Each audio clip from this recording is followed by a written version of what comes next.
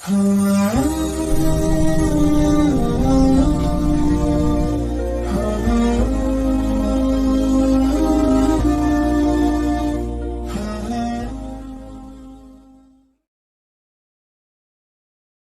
minadz-dzunubi dzamban la yukaffiruhu illal hammu fi talabil ma'isyah. Jadi bagian diredaksikan minadz-dzunubi dzunubun la yukaffiruha illal hammu fi talabil ma'isyah.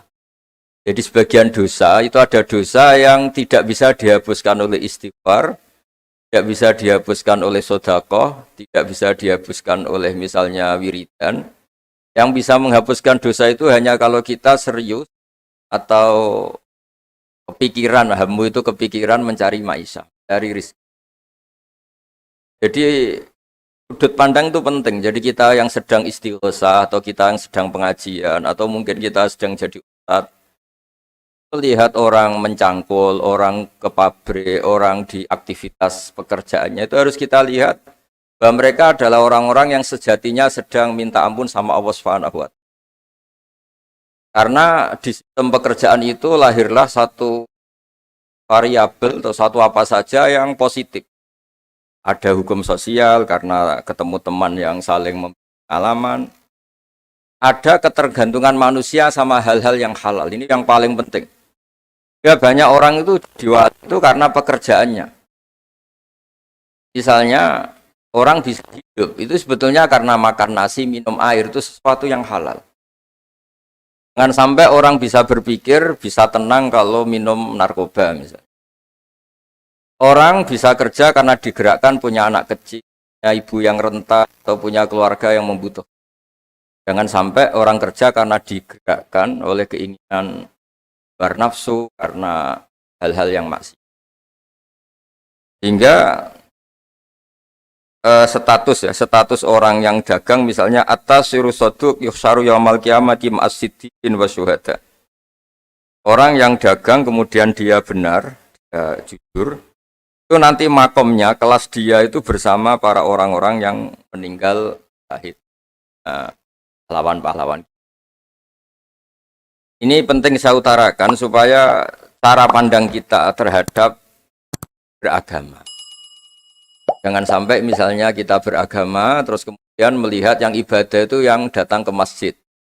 Ya kita jam kerja kemudian ada pengajian, kita tidak pengajian itu dianggap salah karena nggak datang di masjid. Padahal kita datang ke pabrik atau ke pasar, nilainya sama-sama ibadah.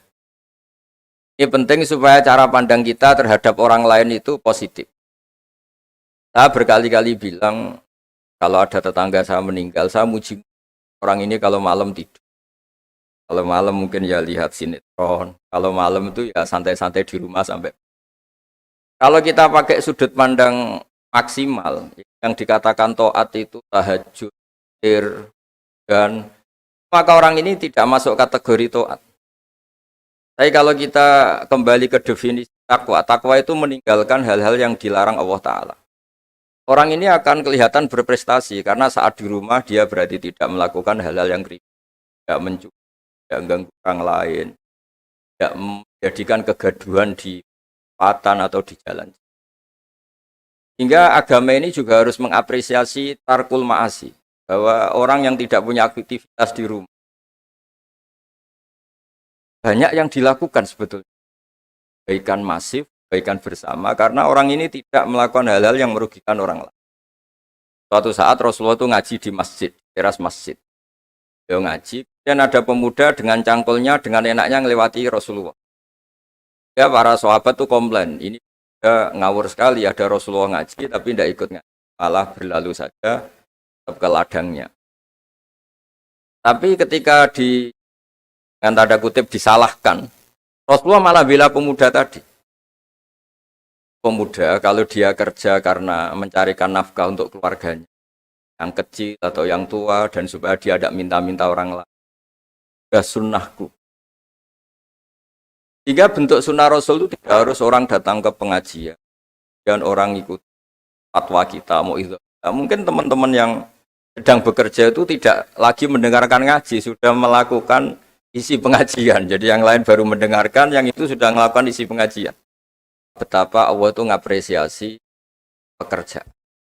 Nabi Dawud itu seorang raja, kaya raya. Tapi beliau tidak mau makan illa mingkas biyadi, kecuali hasil kerjaannya sendiri.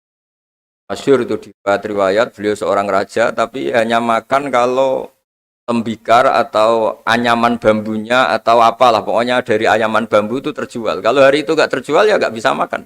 Padahal beliau seorang raja, saking inginnya supaya rezeki yang dia makan, yang beliau makan mingkas biyadi, dari hasil karyanya sendiri. Orang-orang yang bekerja luar biasa dapat rezeki. Itu harus kita apresiasi. Ya makam orang-orang ini, makomnya itu nanti kalau meninggal ma'asiddi wasyuhada. Orang-orang punya gelar asid, gelar yang luar biasa dalam khazanah kewalian. Orang-orang yang bekerja itu nanti makomnya seperti itu. Itu adalah inspirasi kita yang luar biasa.